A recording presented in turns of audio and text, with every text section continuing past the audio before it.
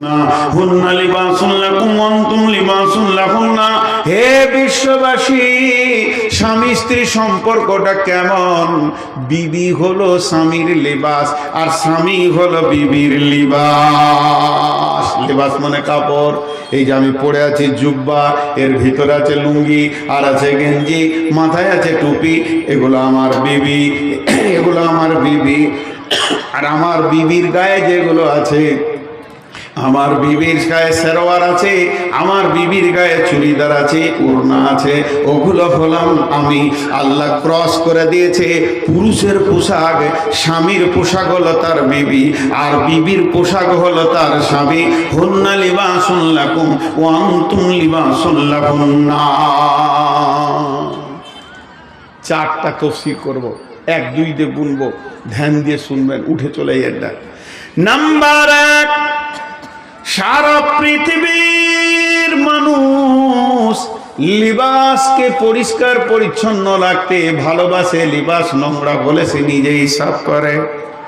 আমি টেবিলে খেতে বসেছি, এমনি করে খেতে গেলাম, একটা ভাত পড়ে গেল, জামাটা আমার হলুদ হয়ে গেল, আগে এটাকে হিটাইছি, তারপর আবার খাবো, এটাকে আগে তুলে নিছি, এটাকে আমি রাখবো না, কারণ আমার লিবাস নোংরা হবে, এটা আমি চাইবো না।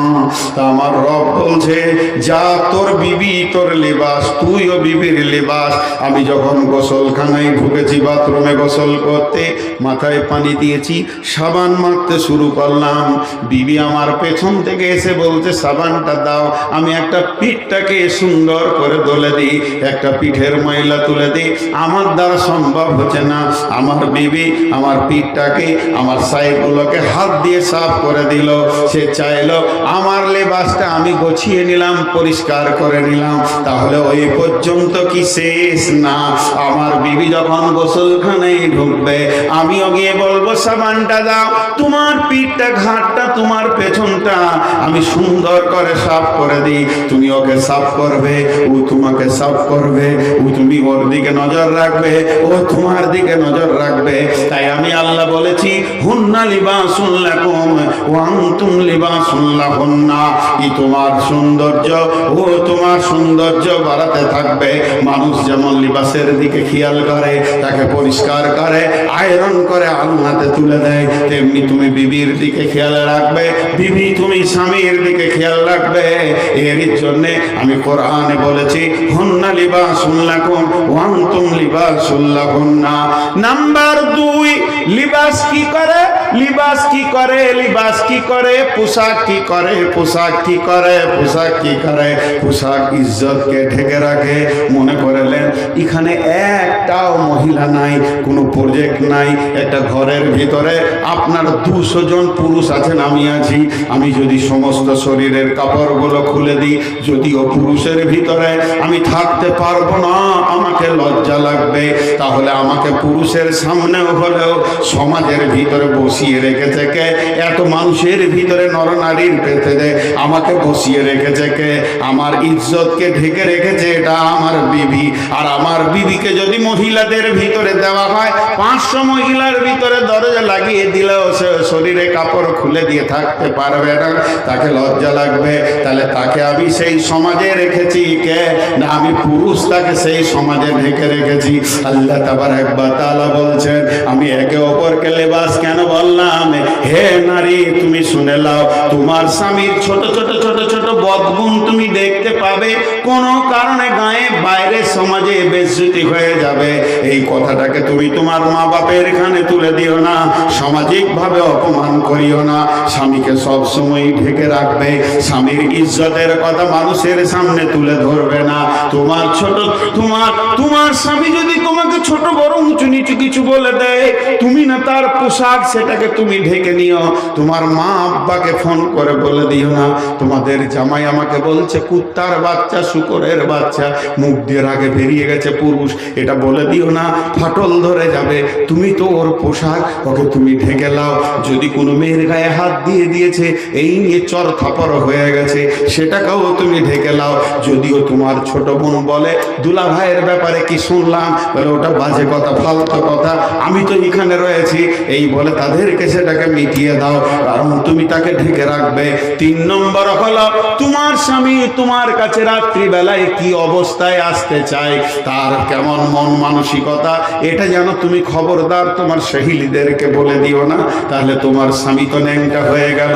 অনেক কম বুদ্ধির মেয়ে আছে, বিয়ের পরে সহেলিদেরকে স্বামীর চরিত্র খুলে বলে দেয়, তাহলে সে তো আর কাপড় হতে পারলো না, কাপড় ফেটে গেল, ছিঁড়ে গেল, স্বামী অপমান হয়ে গেল।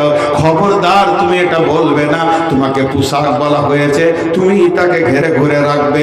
তেমনি পুরুষকে বলা হচ্ছে, যদিও তোমার বিবি সে রাত্রিবেলায় ঘুমাতে গিয়ে দুটি উঁচু নিচু কথা বলে দিয়েছে, তোমার মা বড় ডাঙ্কিনী সাংখিনী সাঁচিরিনী বড় কষ্ট দেয়, তোমার বোনগুলো হলো অতি খবিশ, তোমার ছোট ভাই এটা শয়তান, এটা যদি বলে দিয়েছে, তুমি ওই পর্যন্ত ওকে ঢেকে কোলে তুলে নাও। তোমার বিবির ছোট ছোট কথাগুলো সামাজিকভাবে কাউকে বলে দিও না, তার তো প্রেম প্রীতি ভালোবাসা যৌন উত্তাল আছে, সে তোমাকে কেমন করে জড়িয়ে ধরবে, তোমার কাছে কেমন করে আসবে, এটা তুমি বন্ধু বান্ধবের ভিতরে বলে দিও না।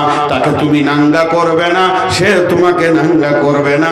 এর জন্য আল্লাহ বলেছেন, হুন্না লিবাসুল লাকুম ওয়া আনতুম লিবাসুল লাহুন্না, পুরুষ হলো নারীদের পোশাক, নারী হলো পুরুষের পোশাক, ঢেকে ঢেকে রাখবি।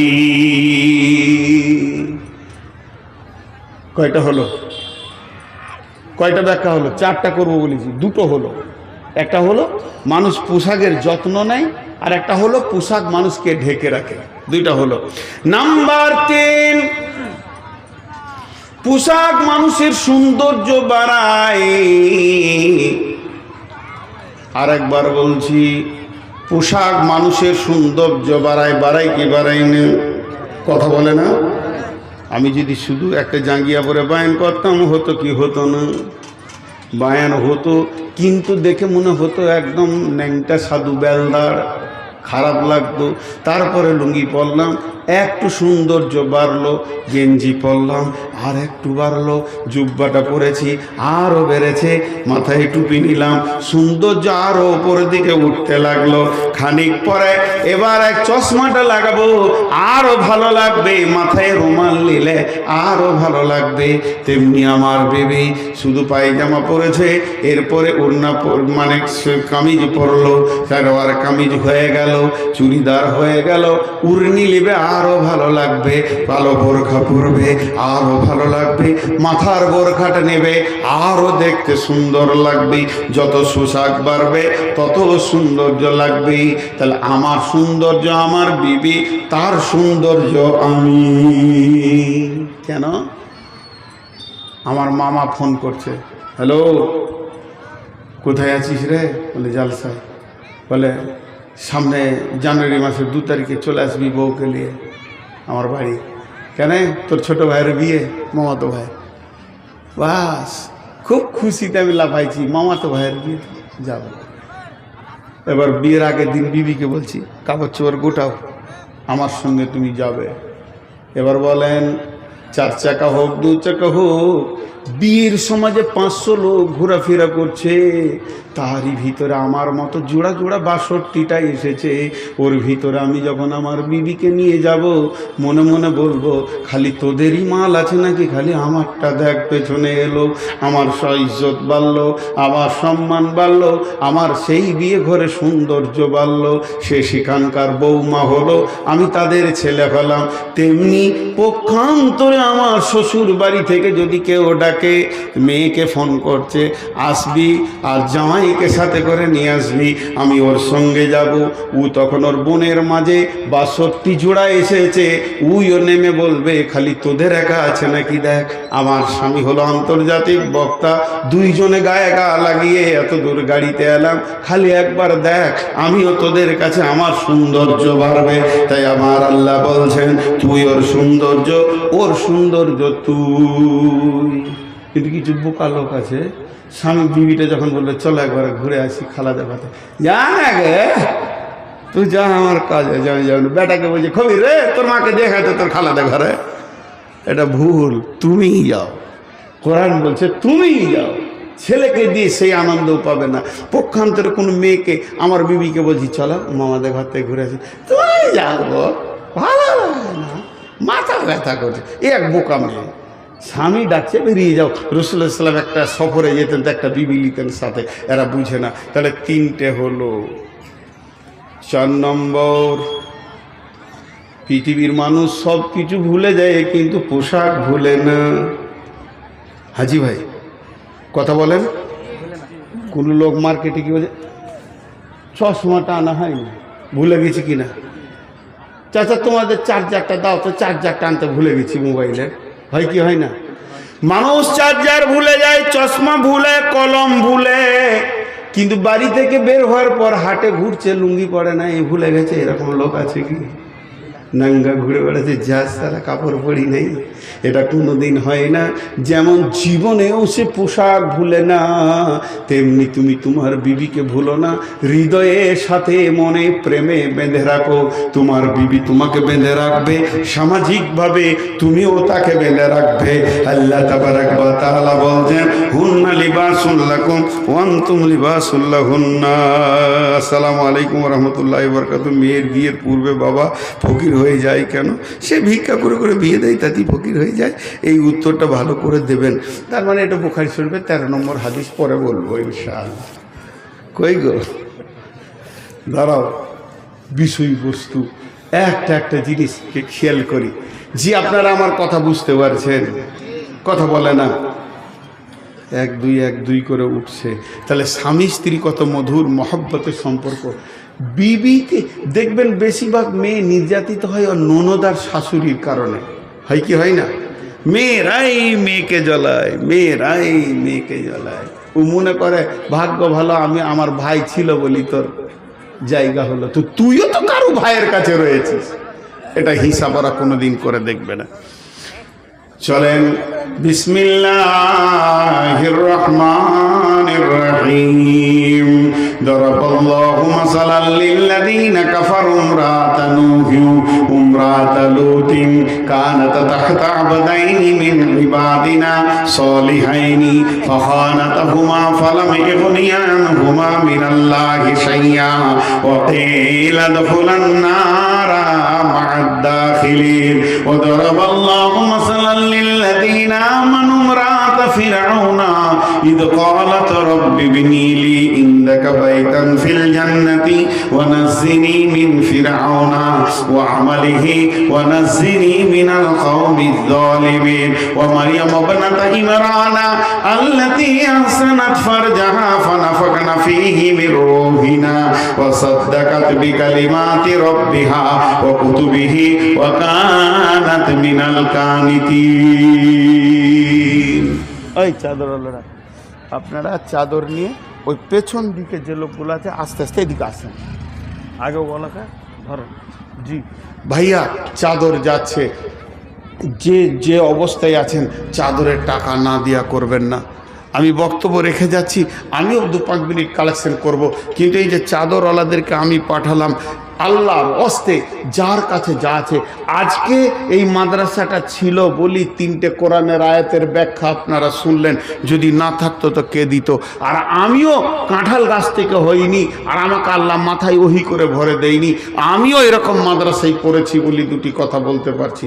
চাদর বলেছি তো 3 জন উঠলো। এই 3টেকে আগে ধরেন তো, ও চাদরওয়ালারা এই 3টেকে আগে ধরেন। এই যে 3টে উঠেছে এরা যেন বাদ না যায়। জি এরা ভাবছে কালেকশন হবে তো কেটে পড়ি। খুব চালাকরা খুব বিপদে পড়বে বাপজি, খুব চালাকরা খুব বিপদে পড়বে। আসছে সেই দিন, কোরআনের আয়াত আছে সে বিষয়ে আজকে ধরিনি। আমি যে কথা আপনাদের সামনে এখন বলছি, আল্লাহ একটা কম্প্রোমাইজেশন আয়াত দিয়েছেন, একটু ধ্যান দেবেন। আমার কথাগুলো খুব ডিপলি চলে যাবে কখনো কখনো।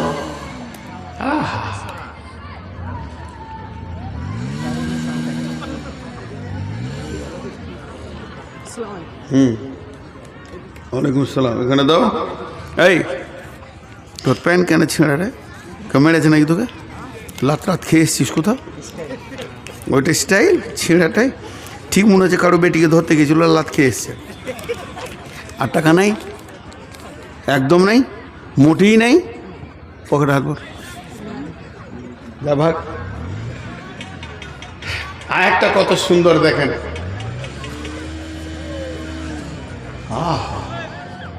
আমিও একটা কিনবো। জি জি জি, আপনারা বিরক্ত হবেন না। আমি আরেকটা আয়াতের দিকে এবার আগাতে শুরু করেছি। এই আয়াতটাকে আমি কম্পারভাইজেশন আয়াত বলি, আমি বলি মানে খুব ভালো লাগে। একবার পুরুষকে আল্লাহ কথা বলছে, একবার মেয়েকে বলছে, আবার পুরুষকে বলছে, আবার মেয়েকে বলছে। একটু ধ্যানের সঙ্গে শুনবেন। বিসমিল্লাহির রহমানির রহিম। আর রিজালু কাওয়ামুনা আলান নিসাই। একটা হলো বিমা ফাদ্দালাল্লাহু বা'দাহুম আলা বাযিন ওয়া বিমা আনফাকু মিন আমওয়ালিহিম। দুইটা হলো। 3 নম্বর ফাসসালিহাতুন কানিতাতুন হাফিজাতুন লিল গায়বি বিমা হাফিজাল্লাহ। 4 নম্বর হলো আল্লাতী তাখাফুনা নুসুজাহুন্না ফাইযুহুন্না ওয়াহজুরুহুন্না ফিল মাজাজি'i ওয়াজরিবুহুন্না ফাইন আতানাকুম ফালা তাবগু আলাইহিন্না সাবিলা ইন্নাল্লাহা কানা আলিয়ান কাবীরা। আহা, একটা উদাহরণ দিচ্ছি আগে, উদাহরণটা মন দিয়ে শোনেন। 2 ভাই ঝগড়া করেছে, ছোট বড় 2টা ভাই, 1-2 বছরের 2 বছরের ছোট বড়। একটা বয়স হলো 14, একটা হলো 16। তা আব্বা এসে বকছে, 16টাকে বলছে তুই কেন এমন করলি, তোর যে ছোটো ভাই। আবার একে বলছে তুই যে বড় ভাই হলো তো তুই কেন বড় ভাইয়ের সম্মান রাখবি না। আবার ওকে বলছে ছোটো ভাই যদি আবদার করে তোকে বললে তো তোকে মারতে হবে। একে বলছে মেরেছে তো বেশি করেছে, তোর বড় ভাই মারবে না তো অন্যকে মারবে। ঠিক 2 জনাকে আব্বা কম্প্রোমাইজেশন করছেন। ঠিক আল্লাহ নারীকে পুরুষকে এইভাবে কথা বলছেন। দেখেন আরেকটা তর্জমা করবো তো ওই রকমই লাগবে। 4টা কথা আসবে। প্রথম মেয়েদেরকে বলছেন আর রিজালু কাওয়ামুনা আলান নিসা। হে পৃথিবীর মহিলারা, তোমরা শুনে নাও, আমি পৃথিবীর পুরুষদেরকে তোমাদের নেতা বানিয়েছি। এদের অধীনস্থে নিজের জীবনকে কাটাবে। খবরদার স্বাধীনতার জিন্দেগি দেখতে যাবে না, উদাসীন হয়ে যাবে না। আমি রব তোমাদের স্বামীদেরকে, তোমাদের পুরুষদেরকে তোমাদের নেতা বানিয়েছি। এরপর পুরুষ আর নারীকে মিলে বলছে বিমা ফাদ্দালাল্লাহু বা'দাহুম আলা বাযিন। তোমাকে যে বললাম ওদের নেতা, তুমি ফুলে মোটা হয়ে যাও না। তুমি কি ভাবছো নেতা হওয়ার কারণটা কি? তুমি ছেলের মা বানিয়েছো, এর জন্য তুমি পুরুষ? জি না, আমি আল্লাহ বলছি তুমি কেন পুরুষ। বিমা আনফাকু মিন আমওয়ালিহিম।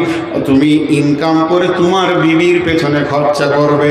তুমি গ্রীষ্মে পুড়ে যাবে, শীতে কেঁপে যাবে, বর্ষায় ভিজে যাবে। তুমি কষ্ট করে ইনকাম করে নিয়ে এসে বিবিকে খাওয়াবে, তার চিকিৎসা দেবে, পোশাক দেবে, তাকে প্রেম প্রীতি দিয়ে তোমার ঘরে প্রেমের বাড়িতে বেঁধে রাখবে। এর জন্য তুমি পুরুষ। এবার মেয়েটাকে বলছো ওকে তো আমি বকলাম, তুই ভালো যদি হতে চাস 3খানা গুণে গুণান্বিত হয়ে যা। ফাসসালিহাতুন কানিতাতুন হাফিজাতুন লিল গায়বি বিমা হাফিজাল্লাহ। তুমি সালেহা হয়ে যাও, অল্পে সন্তুষ্টি হয়ে যাও, স্বামীর মিজাজকে ঠিক রাখো এবং তুমি করো কি স্বামীর মালের হিফাজত করো। এরপর আবার পুরুষকে বলছে ওকে তো আমি বকলাম, তুই শুনেলে। আল্লাতী তাখাফুনা নুসুজাহুন্না ফাইযুহুন্না ওয়াহজুরুহুন্না ফিল মাজাজি'i ওয়াজরিবুহুন্না।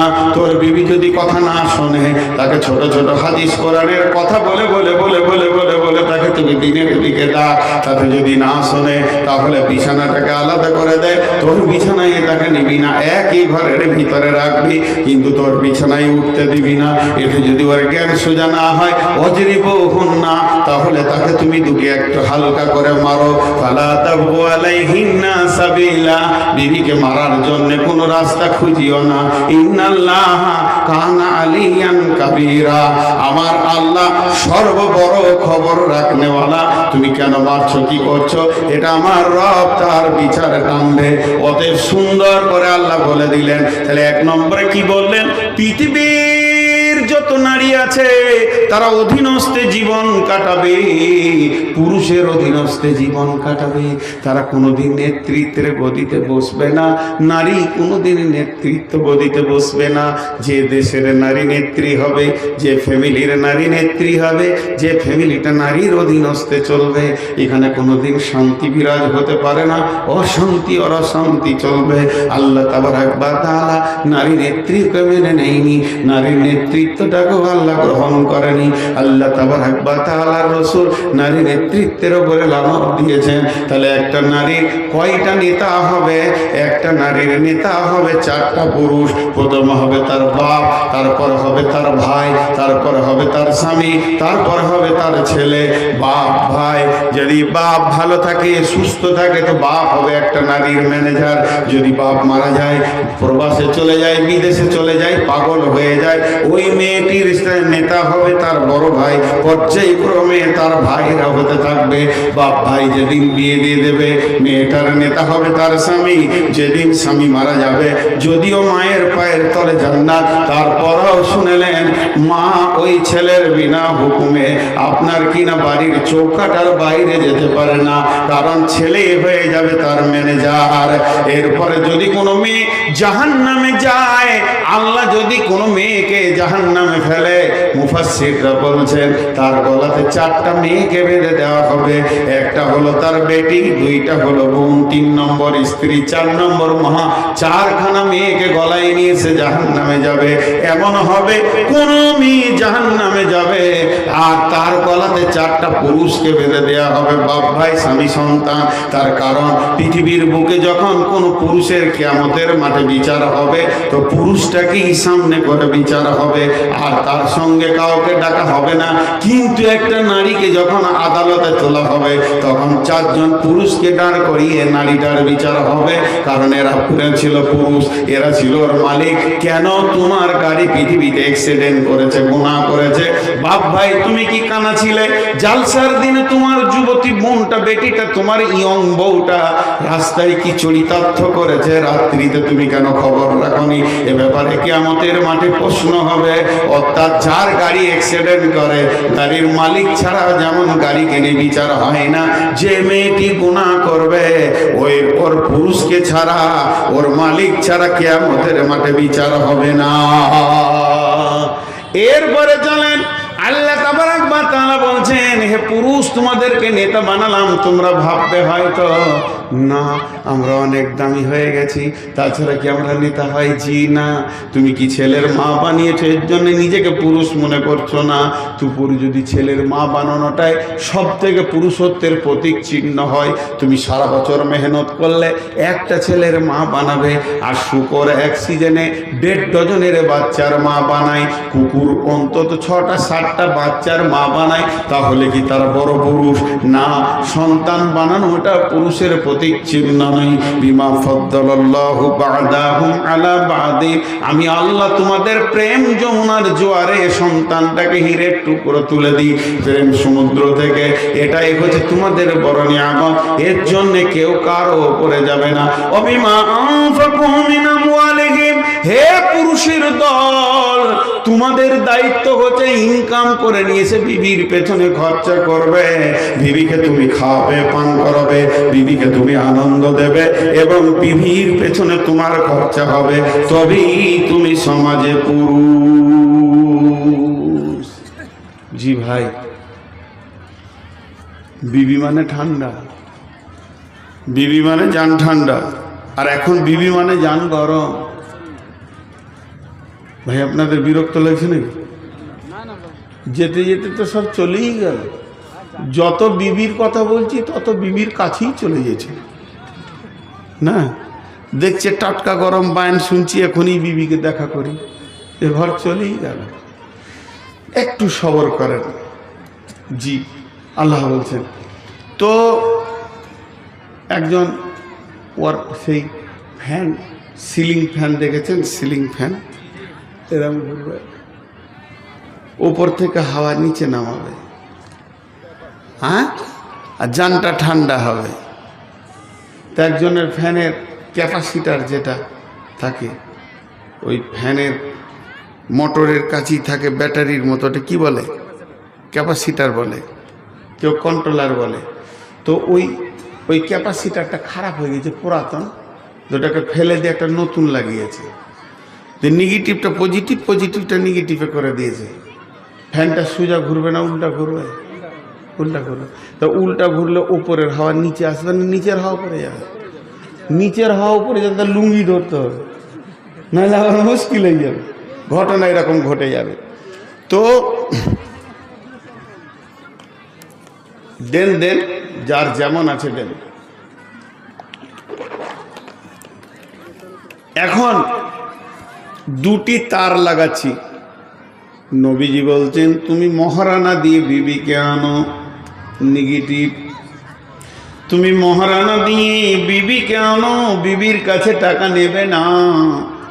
আল্লাহ বলছেন সারা জীবন তার পেছনে খরচা করো, তার টাকার দিকে তাকাবে না। কিন্তু এখন নেগেটিভ পজিটিভ, পজিটিভ নেগেটিভ করে দিয়েছি আমরা। বউ লিব, টাকা লিব। আল্লাহ বলছে নিয়ে যা ঘর, ফ্যান উল্টা দিকে ঘুরবে, ক্যাপাসিটার উল্টা দিকে লাগিয়ে দিয়েছে, নেগেটিভ পজিটিভ, পজিটিভ নেগেটিভ। এবার ফ্যানটা যেই চালিয়ে দিয়েছে, লুঙ্গি ধর, নাইলে বেজ্জুতি হয়ে যাবি।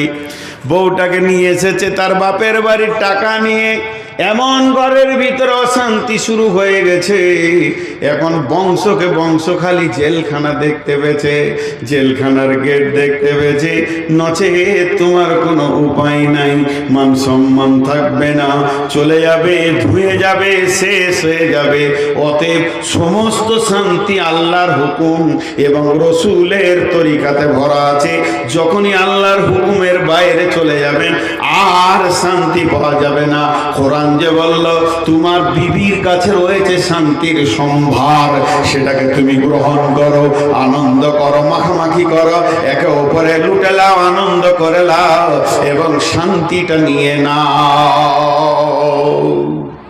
ছোট্ট একটা কথা শেষ দিকে জিজ্ঞেস করব, আপনি একবার খালি হ্যাঁ নাটা বলবেন, ভুলটা বলবেন। জি, যে মেয়েটাকে নিয়ে আমি আনন্দ করব, আমি নিজেই বলছি, চয়েস করলাম এই মেয়েটা আমার বউ হবে, ওর গলাটা জড়িয়ে ধরলাম, তোমাকে নিয়ে প্রেম খেলা খেলবো, পৃথিবীতে আনন্দ করব, আর ওর চোখের সামনে ওর বাপের পেটে একটা ভুজালি ভরে দিলাম, ওর ভাইয়ের বুকে একটা চাকু মেরে দিলাম, তারা দুজন চিত হয়ে পড়ে ছটফট করছে, আর ওকে আমি বলছি চলো আমার বিছানায়, তুমি হাসবে। মেয়েটা হাসবে কি? জোরে বলেন, হাসতে পারবে? আজকে পৃথিবীর বুকে সমস্ত দাম্পত্য শান্তিতে ভুগছে। একজন খ্রিস্টান দার্শনিক আমেরিকা থেকে বক্তব্য দিয়ে বলেছে 100টা বৈবাহিক সম্পর্ক স্বামী স্ত্রীর মধ্যে 98টা জ্বলঞ্জলিত হয়ে জ্বলছে, প্রেম আর নাই। শুধুমাত্র 2টি প্রেমে, ওকে তুমি আমার, ওকে তুমি আমার, তোমাকে ছাড়া থাকতে পারবো না। শতকরা মাত্র 2টি স্বামী স্ত্রী এরকম আছে, বাকিগুলো চলে গেছে। যাকেই ডাকবেন, ডাকেন না কেন, বলবে ভাইরে ছেলে দুটো হয়ে গেছে, তাই না হয় ওকে নিয়ে আর চলার লয়। এটা কারণ কি? এটা কারণ হলো পণ। যেদিন মেয়েটির বিয়ে তৈরি হয়ে গেল, কথা হয়ে গেল, হাতি মারা মেয়ের বিয়ে হবে কোথাও গোয়া গায়ে, ওখান থেকে খবর এলো 21 লক্ষ টাকা লাগবে। বাপের একটাই ছেলে, সেই স্কুলে চাকরি করে, একটা দোকান খুলেছে, ফার্মেসি করেছে বড়। বাপ তার বড় কলেজের প্রফেসর ছিল, রিটায়ারমেন্ট। এখন হলো কি, মেয়েটাকে চয়েস করে ফেলেছে কোনো একটা বিয়েতে দেখে, এ হলো গরিবের মেয়ে, পাগল হয়েছে, ওই মেয়েটা ছাড়া আমার সংসার হবে না। এখন ঘটক পাঠানো হলো, দেখা গেল কুলির ঘরের মেয়ে, ইটভাটার ঘরের মেয়ে। তখন বলল ওই মেয়েটাই আমাকে চায়। মেয়ের বাপ বলল দেখো আমার একটা ছেলে, সর্বস্ব গাড়ি বাড়ি, এত বড় বিজনেস, আমার রিটায়ারমেন্ট, মাসে 70,000 টাকা পায়, সমস্ত আমার ছেলে মালিক, বেশি লাগবে না, 10 লক্ষ নগদ লাগবে। এ বিচারা গরিব মানুষ 2টা বেটাকে নিয়ে বসে গেল। বাবা, হাসিনার বিয়ের খবর এসেছে, গোয়া গাঁয়ের অমুকের ছেলের সঙ্গে প্রফেসরের দুই ভাই অবাক, দিনের বেলায় আসমানে চাঁদ দেখছে, আমার বোন ওই ঘরে ঢুকবে। এবার বলছে মাত্র 10 লাখ লাগবে। দুই ভাইয়ের চোখে চোখে বলছে, আব্বাকে কিছু বলিস না, যদি একবার বলি আব্বা ওই ঘরে দিও না, আমরা সামালতে পারবো না, হাসিনা চিরদিন দুঃখ পেয়ে যাবে, বড় ঘরে বিয়ে হয়েছিল, ভাই হতে দেয়নি। বাপকে বলল আব্বা বিয়ে দিয়ে দেন। বাপ রেডি হয়ে গেল। ভিটা ছিল 5 কাঠা, 3 কাঠা বিক্রি করে দিয়ে ঘরটা ছোট করে নিল। দুটো দুধের গাভী ছিল।